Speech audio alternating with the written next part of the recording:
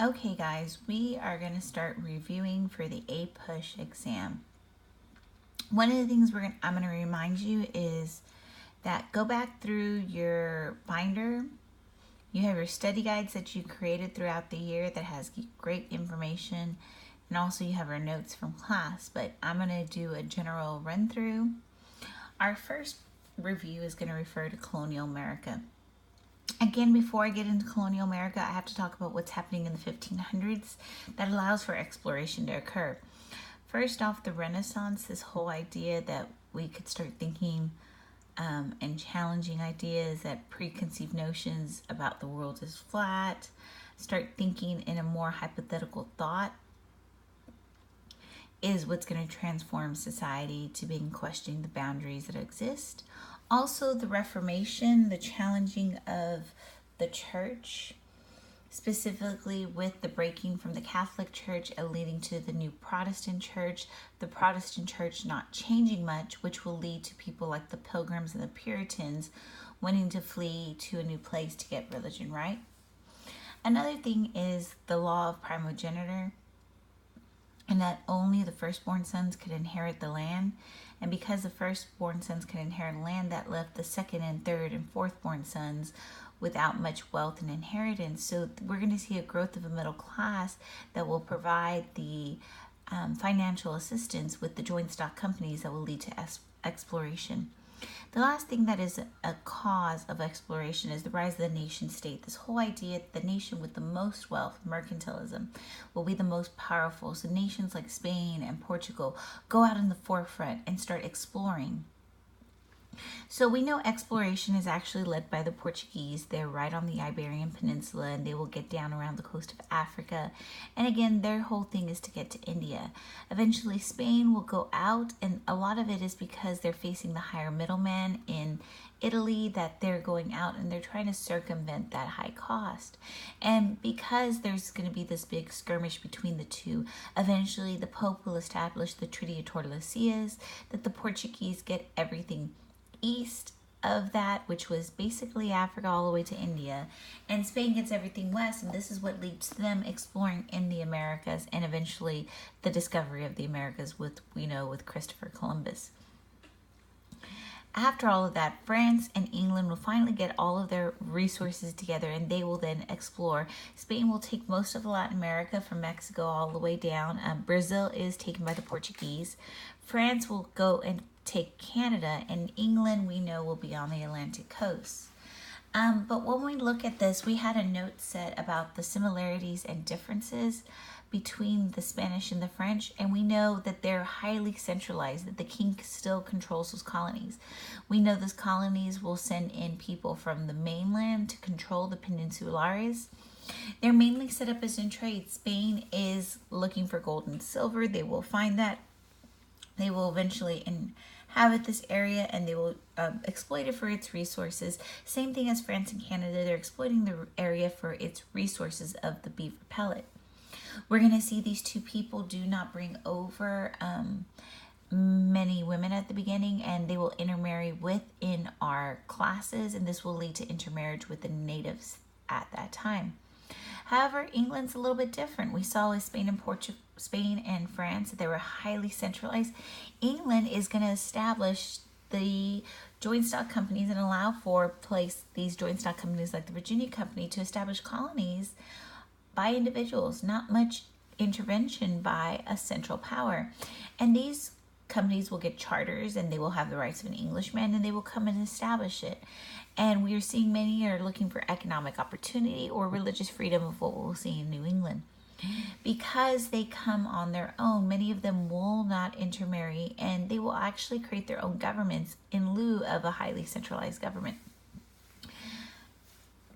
So by the end of this era, we're going to see most English colonies that started off as individual joint stock companies will eventually become royal colonies, and they will be highly centralized by the king. So what I'm going to do is I'm going to take each area in different parts. Again, colonization goes from 1607 to 1776.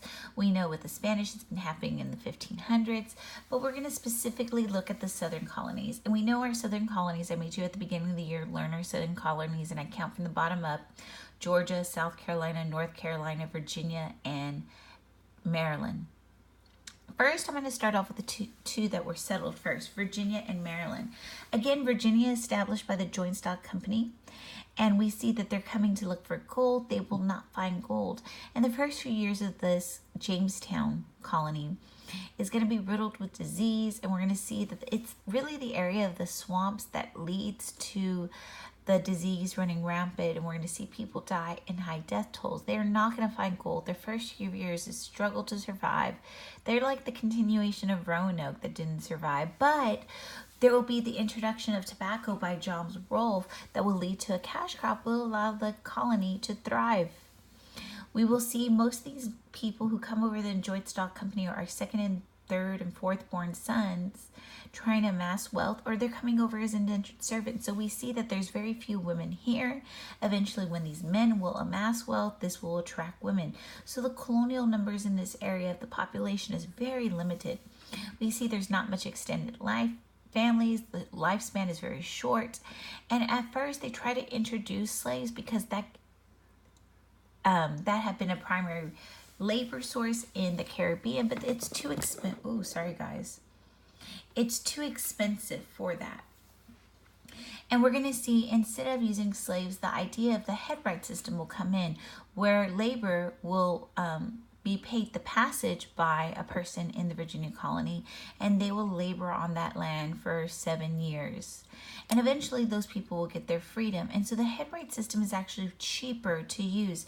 And so many of our planters will use the headright system because they get that cheap labor over just for the paying of the passage, but an added bonus is they get 50 acres, and this is going to lead to the plantation system.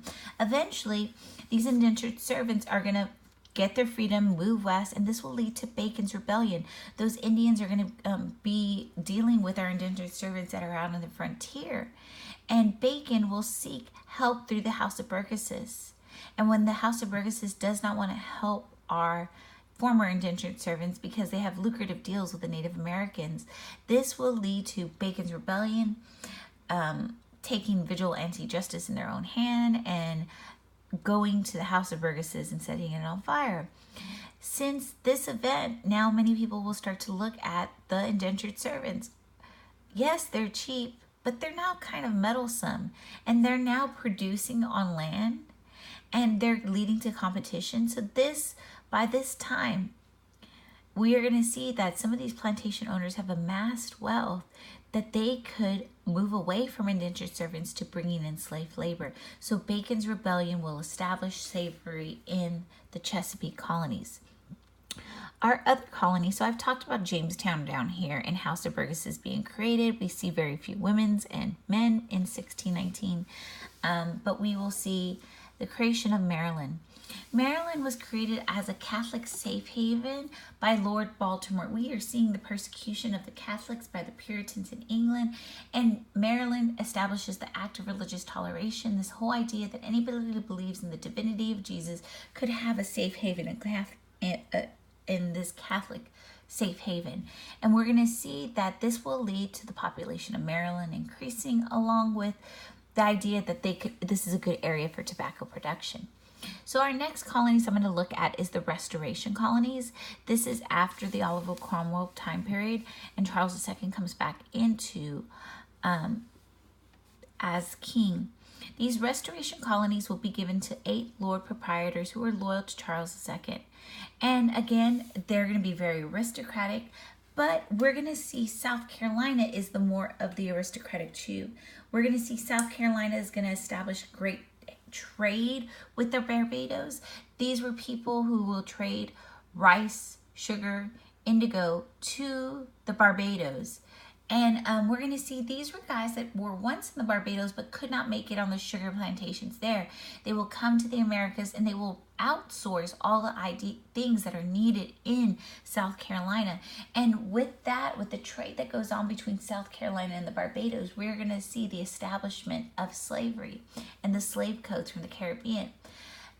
South Carolina will become very rich. However, North Carolina will have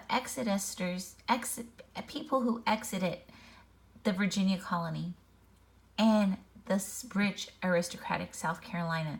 And North Carolina is going to be more of a squatter colony for our landless poor. And again, they're squatters because they have no legal rights to it, and it will become a very independent colony.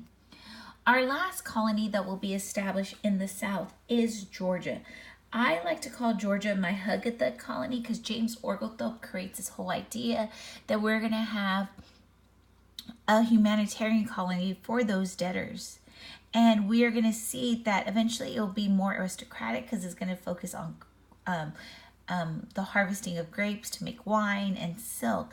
But besides being this ideal kind of humanitarian colony that will bring in debtors to give them a second chance, we're going to see it also serves as a buffer colony from the Spanish attacks on and to protect South Carolina, that rich colony.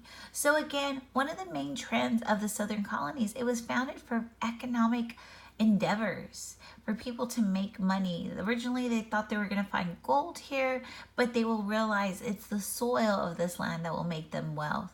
They were originally going to rely on indentured servants. When they become too meddlesome with Bacon's rebellion, they're going to move to slaves. One of the biggest anomalies in this area is the establishment of religious freedom in Maryland. Most of the southern colonies are Anglican. So now we're going to look at New England in juxtaposition to our southern colonies. New England is our northernmost colonies, which include Massachusetts, Connecticut, New Hampshire, and eventually our anomaly island from the rest of them is Rhode Island. We're going to see many of the people who come over as families because these Puritans are fleeing the Protestant church because they felt that the Protestant church is exactly like the Catholic church. It has too many popery ideas. It hasn't really purified. And so they're coming to America to get religion right. And since religion is practiced by families, they will come over in this movement of the Great Migration, which over 20,000 Puritans come over. Prior to the Great Migration, we're going to see these pilgrims come over, and they're like done with the Protestant church. They do not like it. They're coming to the Americas to separate. However, our Puritans are non-separatists. They hope to get religion right and be invited back to England to reform the church. Again, that won't happen. We're going to see religion is the center of the life of the New England colonies, and this is why it's called the Bible Commonwealth. Many of these people believe that they're now the new modern Israelites, and they're seeking salvation through God's grace. A person who is elect receives God's grace through revelation, and they will go before their church, and they will reveal their experience, and the church will confirm if they're elect. And if they're elect, that means they have the right to vote, and they're seen as elect, that they will be going to heaven. So the whole social structure of the New England colony is based on religion. We're going to see the minister at the top. We're going to see church officials below that, clergy.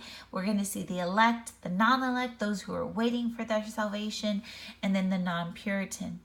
We're going to see, yes, this is an area of religious fervor, but also they will become an economic behemoth.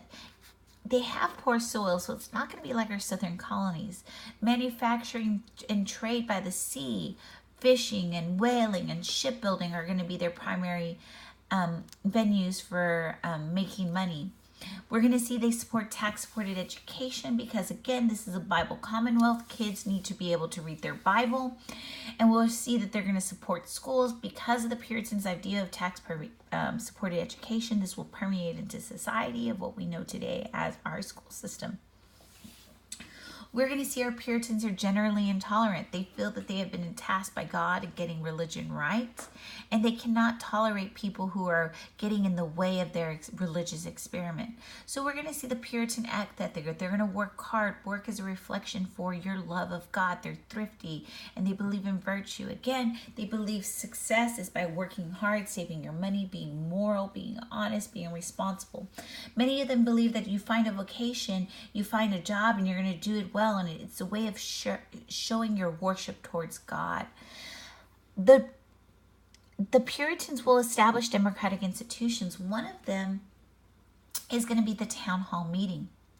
But eventually, we're going to see with all this religious fervor, it's going to wane.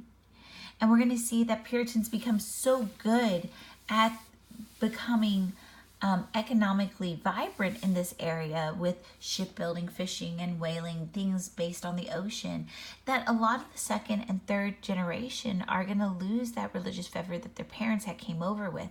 And so in order to save the colony, the halfway covenant is created, which gives partial membership to those Puritan children. And eventually they're allowed to come into the church, giving partial membership. It will increase town support in the town meeting, but we will see religion will wane. We're going to see that I refer to the Puritans and mainly the people in the South too as rugged individualists. We know that the British government did not come in and pave the way and lay the houses and lay government facilities for them and clean up the land. They did that on their own. And this whole idea of rugged individualism is going to transcend our history of people as they move west, that they take that on and they establish their own government. We're going to see in the New England area, they also had a written constitution with the Fundamental Orders of Connecticut. Our Pilgrims are the ones who are going to establish the Mayflower Compact, that whole idea of rule of government by a majority. And I already talked about the Fundamental Orders of Connecticut being a first written constitution. Despite this whole intolerance, there's going to be some people that the Puritans are going to kick out, such as Anne Hutchinson. Anne Hutchinson believed in this idea of antinomianism, that once you've been saved and given God's grace, that you don't have to listen to man-made law, and this is going to threaten the whole experiment of the Puritan community. And we're going to see Anne will be kicked out of the Massachusetts Bible Commonwealth and go to Rhode Island. Another person that is a lot like her is Roger Williams. He is a dissenter. He does not like the Puritan idea of the church and state going hand in hand. It's not a theocracy because they have a separate person in charge of the church and a part in charge of the state. It is a Puritanocracy. Basically, the church is backed up by the state. And we're going to see he believes that they should be fully separate. He believes in universal manhood suffrage, not that you get your elect experience and you have the right to vote, that all men should be able to vote. He's going to create the Baptist Church. He believes that the church should not be supported by state taxes and there should no be official oath. We're going to see he really believes in religious freedom, which is actually something the Puritans don't believe. It's the Puritan way or no way. And he believes that all religions should be able to freely practice. He will eventually found Rhode Island, which is the opposite of what we find in New England. Yes, it's all established for religion, but in Massachusetts Bible Commonwealth and in Connecticut and in these areas, they're going to basically feel that the Puritan religion is the only religion. However, in Rhode Island, they really believe in religious freedom. So I already talked about the Pilgrims. These are the people who are creating the Mayflower Compact with the idea of majority will. The Pilgrims are separatists. They do not want to go back to England. They want to get religion right here on their own, and they will establish the Plymouth Bay Colony. By the 1630s, we will see the Puritans exited out of England to New England to establish the Bible Commonwealth because they want to purify the church. We're going to see some Puritans will be kicked out of there because they're dissenters to Rhode Island. Connecticut will establish we are going to see that they will establish the Fundamental Orders of Connecticut, which is the first written constitution, which is kind of the foundation for our stuff later. Harvard College is created. It's not for the legal minds or the doctors yet, but it's to create college for our ministers to learn. We already talked about the Halfway Covenant, which is trying to revive religion. And again, it doesn't work out. But eventually, by the 1730s, we have the First Great Awakening. And this Great Awakening, if you go all the way down to the bottom of your notes, we see that every 100 years we have this religious revival. This revival happened in the 1630s with the Puritans fleeing and trying to get religions right. We have the 1730s where it's again the Puritans, and it's a focus on being saved, getting God's grace. And we're going to see George Whitefield and Jonathan Edwards really speak out about seeking out God and getting that a moment that you know that you're saved. Again, we're going to see this is a little bit different. They will become more tolerant. We will see the idea of education spreading around because we need to train ministers. And so several of our Ivy Leagues were created to train ministers. Other things that will happen besides the spreading of education for our ministers to learn and for our children to be able to read the Bible, we're going to see mission works amongst the Native Americans. People are going to be encouraged to speak out, which will lead to them questioning their minister, which will eventually set the foundation for them to question the king and parliament when they pass laws. Okay, We know about trends in history. Our religious Great Awakenings happen every 100 years. It starts with the Puritans in the 1630s, goes to the First Great Awakening 1730s, and the Second Great Awakening in the 1830s. And eventually our religious revival that should have happened in the 1930s doesn't happen to the 1980s with the conservatives under Reagan and the moral majority in George Farwell. Last group of people I need to look at is the middle colonies. The middle colonies were actually established by the Swedes. Sorry, guys. I'm really just going to have to deal with the earthquakes that I'm having over here. It's not earthquakes. My camera stand is not stable. We're going to see the middle colonies were actually established by the Swedes and the Dutch. These are non-English people. Eventually, the Duke of York will come in and try to reestablish control. They do get control, but we don't request that the Swedes or the Dutch leave. And the Dutch and the Swedes are here looking for the Northwest Passage. Because they don't leave, this area will become very mixed. We see that it will be established by the English, such as New York and New Jersey, but we're going to see in Pennsylvania some German Quakers come in. And the German Quakers under William Penn established this idea of tolerance, religious freedom. So that should be very similar to what we've seen in Rhode Island and Maryland. We're going to see they advertise, and they have advertised about being friendly, which the Quakers are also known as the Friends. They establish policies of abolition of slavery. They treat the Indians nicely and pay for their land. And so we're going to see Pennsylvania will rise up and be one of the greatest populated areas in colonial America. The other thing that I like to think about the Quakers, I always think about Quaker Oaks, but the main thing that they farmed was grains. And so the middle colonies will become our breadbasket.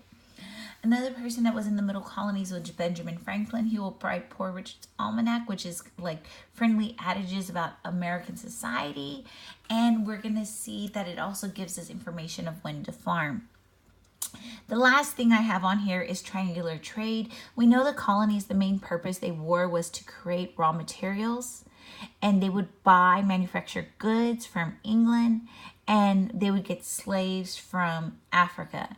And this whole thing is that many of the colonies did not follow the triangular trade routes, and they're going to violate this mercantilism, which will eventually lead to the American Revolution, because if they were buying English, the money would have been going and generated revenue for the English crown. But because they're not following this, the English crown is losing taxes, and eventually they will end the period of salutary neglect where they were able to do things on their own, and they will come in with taxation so they could generate revenue to pay off the war debts. The last thing I have to talk about is the John Peter Zenger trial. John Peter is a reporter. He has his own newspaper, and he has written some very scandalous things about a governor. And in England, they were not allowed to do this, but he does this in America. And now the governor has sued him for defamation. It goes before the court, and they said as long as it's true, it could be published in the newspaper. And this will establish one of the freedoms of the press. So big idea here is our middle colonies are kind of a blend, right? They have religious freedom of what we see in the north, right? But they also are agriculturally based. New England, which we looked at, is very, very focused on religion. Eventually that will wane, but they become an economic center for trade. Our southern colonies, we are seeing that many of these people were coming to look for gold. They don't find gold, and they will become settlers and farmers in this area. Key things. Usually on the AP test, they ask you to compare the southern and New England colonies. What were the differences? Southern colonies was mainly economic. They were trying to make money. We see New England's mainly religious, and you will have to come up with evidence and explain why. We could also explain why they were similar. They were both used by the English for trade. They become behemoths, one in not manufacturing, but in trade, in sea, in fishing, in whaling in the sea, and shipbuilding, the other in agricultural products. So they turn a profit for the English crown. Okay, so that is colonial America, and the next one will be the American Revolution, guys.